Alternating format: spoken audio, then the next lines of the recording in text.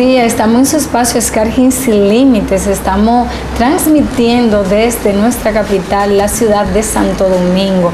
Estamos en la residencia del periodista, también escritor y ahora productor, el señor Freddy Aguas Vivas, el escritor de esos grandes bestsellers de la República Dominicana. Muy buenos días, señor Aguas Vivas, y gracias nuevamente por recibirlo en su hogar en esta entrevista que hoy vamos a hacer con los temas nuevos que usted tiene para todo el público. Gracias, Narda, es un placer compartir con ustedes para todo este público de la región norte del país, especialmente la novia del Atlántico de Puerto Plata. Es un honor tenerte en mi hogar y en este humilde hogar. Este es tuyo y de todos los amigos que nos ven. Yo realmente tengo que darle las gracias porque, como ustedes saben, el señor Freddy Aguas Vivas es una persona muy ocupada, pero siempre nos dice que sí, es una persona muy cortés, muy accesible a pesar de todos los éxitos que ha cosechado, y por eso nosotros de nueva cuenta pues lo estamos entrevistando. Para todas esas personas que son seguidores de Scar Hill o aquellos que se han integrado nuevamente, pues van a tener la oportunidad de conocer un poquito más de cerca de Freddy Aguas Vivas y de los nuevos proyectos. Y hablando de esos nuevos proyectos, sabemos que usted va a venir con una nueva versión de su primer libro escrito en el 2001, ¿verdad? Que sí, se llama El olor del olvido. Queremos saber si es una segunda parte o es una edición renovada. Bueno, gracias, Narda. Mira, El olor del olvido se publicó en el 2001 y fue todo un éxito editorial.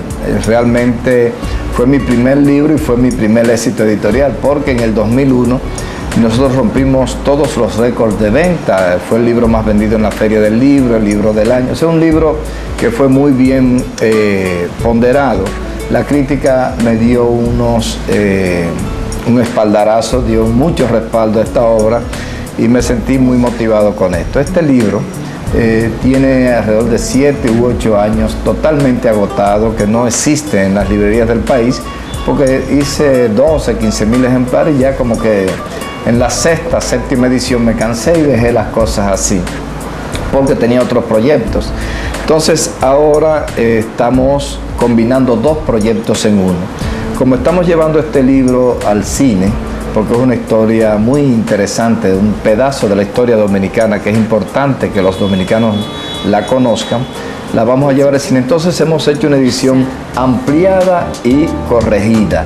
Esto es que hemos las versiones que nosotros sustentamos en este libro, la hemos purificado, la hemos depurado, hemos corregido algunos errores y entonces estamos ampliando con nuevas informaciones, nuevos documentos secretos, nuevas investigaciones que hemos hecho, y entonces estamos plasmando estas investigaciones en una obra que es mucho más amplia, mucho más perfecta, más completa que el primer libro. 10 años de investigaciones, de feedback, de datos nuevos que te van llegando, me permiten hacer un libro ahora que tenga unas condiciones totalmente diferentes al primer, Olor del olvido, que narra el secuestro del coronel norteamericano Donald J. Crowley y por parte del Movimiento Popular Dominicano, la liberación de 20 presos políticos, incluyendo al secretario general, a Maximiliano Gómez el Moreno, y entonces la posterior muerte de estos muchachos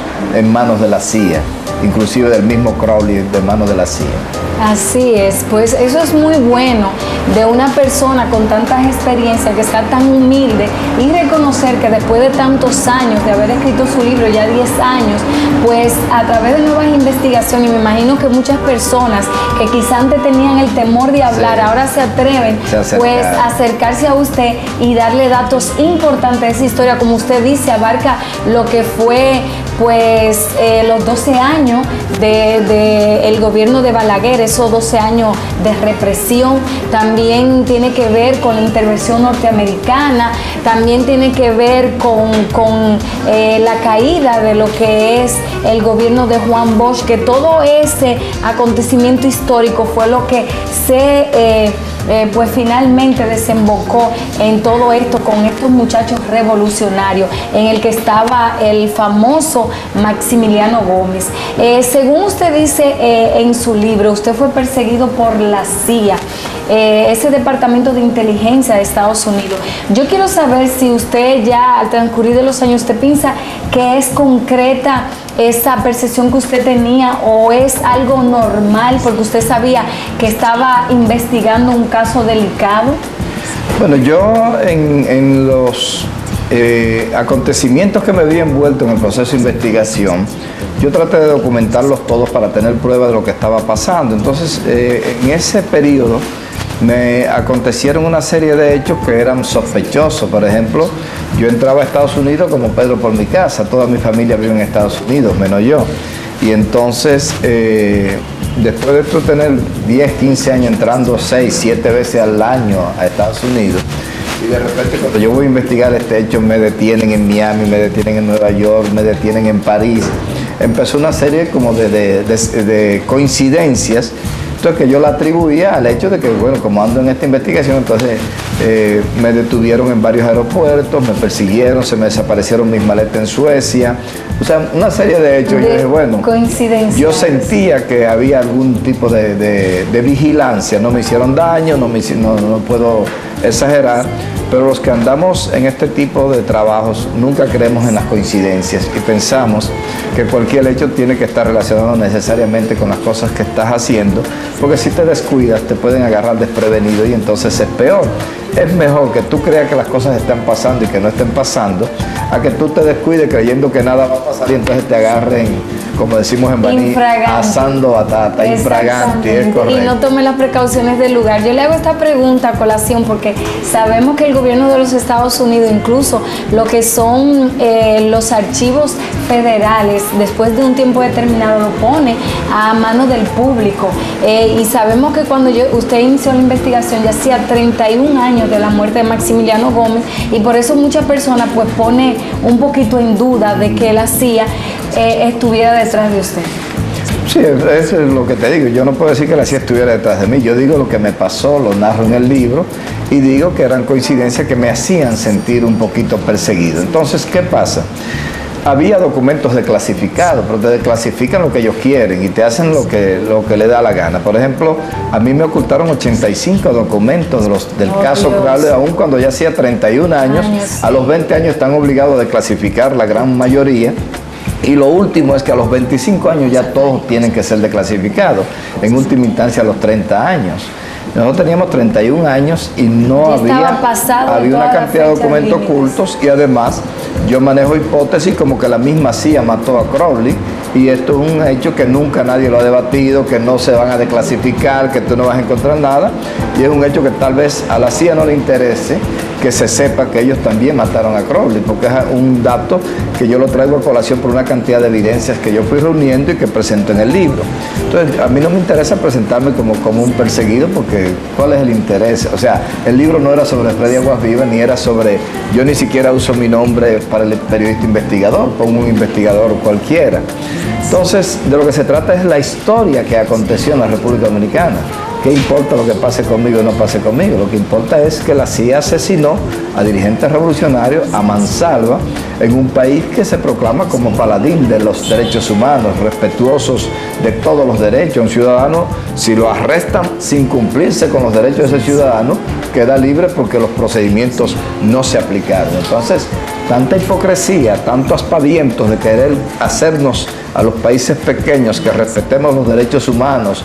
En Cuba es un escándalo porque metan preso a un político que esté protestando. Los Estados Unidos te arman y los meten en un reporte de derechos humanos todos los años, y resulta que ellos andan asesinando gente por el mundo. Ahora mismo se están metiendo en Libia, asesinando libios por el simple hecho que quieren robarse el petróleo de Libia, como se robaron el de Irak, como se metieron en Afganistán, ¿entiendes? Entonces es la doble moral de los norteamericanos. Entonces, si persiguen o no persiguen, lo que se trata es de que ellos hicieron esos hechos aberrantes hace 4 décadas, y entonces el pueblo tenía derecho a saberlo. De acuerdo. Entonces, hablando ya de Maximiliano Gómez, sabemos que él tiene tanto detractores como defensores. Usted es uno de sus defensores. Y yo me pregunto ahora, ¿qué usted piensa si el señor Maximiliano Gómez estaría orgulloso del papel político que ha jugado su hijo en la historia de la política dominicana, el señor Guido Mazara Gómez Mazara, que como sabemos fue consultor jurídico y que en uno de sus libros lamentablemente hay evidencia de que él era uno de los que recibía parte del festín del señor Pedro Castillo, presidente del grupo bancario El Banco del Progreso. ¿Qué usted me dice de eso? Bueno, Nardo, tú eres una tiguerita que investiga, se te mete hondo. Sí. Mira, Maximiliano Gómez yo lo defiendo porque fue un joven íntegro. Lo más preciado que tiene el ser humano es su vida. Y cuando tú arriesgas tu vida y la de tu familia, la de tus hijos, por una causa en la que tú crees, es una persona que merece respeto. Maximiliano Gómez usaba mucho una frase que creo que es de José Martí, no la tengo precisa, que decía: los que no tienen el valor de sacrificarse, por lo menos que tengan el pudor de callarse ante los que se sacrifican. Entonces hay gente que donó su vida a una causa libertaria. Maximiliano Gómez no andaba luchando para hacerse rico, por puestos en el gobierno, andaba porque este país tuviera democracia, libertad, derechos humanos, los derechos que son inalienables, los derechos inherentes al ser humano. Estaba luchando por eso y murió creyendo en eso. Entonces, ¿qué más tenía que demostrar Maximiliano Gómez? Fue honesto, nunca fue ladrón, nunca fue asesino, nunca fue... Entonces, es un comportamiento, una conducta de vida que lo llevó hasta el sacrificio, lo llevó a entregar lo más preciado que tiene el hombre, que es su vida, y lo hizo con mucho valor, con mucha honorabilidad. Entonces, yo no creo que él hubiese aprobado una serie de comportamientos de Guido. Guido es un joven brillante, pero es muy impetuoso, inmaduro, y entonces ha tenido que pagar las consecuencias de su comportamiento político. Yo no creo que Maximiliano hubiese aprobado una serie de cosas que Guido ha hecho. Guido ha transitado con cierto éxito por la política, siendo joven ya ha tenido puestos importantes, ha estado en el gobierno, pero de verdad Maximiliano aspiraba a otro tipo de país, a otros tipos de políticos y a otro tipo de comportamiento social político en la República Dominicana para su juventud, para los hombres que se declaran como interesados en hacer que el que se mete a la política intentando supuestamente aportar para que el país camine por mejor camino. No para enriquecimiento propio. No para enriquecimiento propio. Sí, yo estoy de acuerdo con usted. Hemos sabido lamentablemente todo el desprestigio por el que ha sido encauzado la vida política de Guido Gómez Mazara. Vamos a ver si cuando consigan el poder ahora pues se encauce hacia otro camino. ¿Tú piensas que alcanzará el poder? Si lo alcanza, digo yo, porque están todas las opciones para ver si él entonces logra pues hacer borrón y cuenta nueva. Claro. Entonces, hablando también de la leyenda de Maximiliano Gómez, vemos que usted le da más hincapié a la parte de lo que es el secuestro del coronel Crowley, que era un agregado militar de la embajada norteamericana. Porque si realmente el interés máximo de este país era todo lo que condujo a la muerte de Maximiliano Gómez. Bueno, es que una cosa trae la otra. El secuestro de Maximiliano Gómez fue el más trascendente hecho político de la izquierda dominicana después de la Revolución de Abril. La izquierda, hasta la Revolución de Abril, no había tenido una participación protagónica en los procesos políticos de la República Dominicana. Después de la Revolución de Abril, el único hecho trascendente de la izquierda dominicana fue el secuestro del coronel Crowley. Entonces, un hecho que la dominicanidad tiene que conocer, los dominicanos tienen que conocer cómo se produjeron esos hechos. ¿Fue un acto político? ¿No fue un acto terrorista? Fue, mira, tienen 21 presos políticos, incluyendo a mis máximos dirigentes, a otros máximos líderes, que los van a matar en la cárcel, entonces hay que rescatarlos. Entonces hacen un rescate de estos dirigentes políticos. Entonces nosotros narramos cómo se produce el secuestro, cuáles fueron las negociaciones, las consecuencias, todos los acontecimientos que estuvieron en torno al secuestro, y luego narramos cómo la CIA sale detrás de los revolucionarios y los va asesinando. O sea, es un esquema de investigación que me lleva a por qué asesinaron a Maximiliano, a Otto, a Min, a Luis Manuel Nava. Por el secuestro. Porque hicieron un secuestro a un norteamericano. Ya. La CIA no lo perdonó, el gobierno norteamericano no lo perdonó, entonces salió a asesinar, pero porque hubo un secuestro. Okay, estos muchachos tenían años, habían participado en la Revolución de Abril de manera destacada, con mucho heroísmo, y no salieron a matarlos. Salen a matarlos cuando atentan contra el poder imperial, contra los norteamericanos. Sí, sí, contra uno de ellos. Usted tiene razón, esa aclaración la necesitaba. Entonces, también sabemos que usted va a escribir un libro que se llama El poder del banquero. ¿Cuál es el poder del banquero? Bueno, es más o menos, pero es los banqueros del poder. Los banqueros del poder. Aquí había un desorden mayúsculo en la banca dominicana. Aquí había una cantidad de bancos privados que estaban haciendo barbaridades, robos descarados a las finanzas públicas, robos descarados a los ciudadanos, robo a todos los ahorristas. Y entonces esos bancos estaban haciendo lo que le diera la gana. ¿Y por qué lo hacían? Porque esos banqueros son los que le dan el dinero a los políticos para que hagan sus campañas, para que lleguen al poder y entonces le protejan sus intereses. Entonces, ese círculo vicioso de que los políticos dependen de los banqueros y los banqueros le pagan las campañas, entonces los banqueros pagan esas campañas con el dinero que te roban a ti y a mí. Los banqueros ahora están robando de manera descarada con las tarjetas de crédito, con los financiamientos, con todo. Entonces, ¿qué pasa con los banqueros del poder? Que son entes intocables, están siendo asaltantes vulgares de las finanzas del pueblo dominicano y resulta que están protegidos en códigos, en poder político, en poder social, en poder económico y nadie los toca. Entonces, nosotros estamos abordando un tema que los banqueros del poder, aunque es la quiebra de Bancrédito con todo el robo que tiene que ver de Tricom, Diario Libre, Editora AAA, todas esas empresas de los Pelleranos, de Arturo Pellerano y sus compinches, sus cómplices, aborda todo lo que tiene que ver con la estructura de poder que se desarrolla en torno a los bancos, a los banqueros, a los empresarios que aportan dinero, o sea, compran presidentes para que suban al poder y entonces hagan lo que los banqueros quieren, los que les dé la gana y no ser procesados por esos actos de corrupción que cometen día a día. Entonces yo me sorprendo porque si tú entras, tú coges 2 pistolas con 2 amigos y asaltas un banco, tú eres un delincuente, tú eres un asaltante, vas preso, te matan, pero esos banqueros están asaltándonos todos los días nosotros y nunca han sido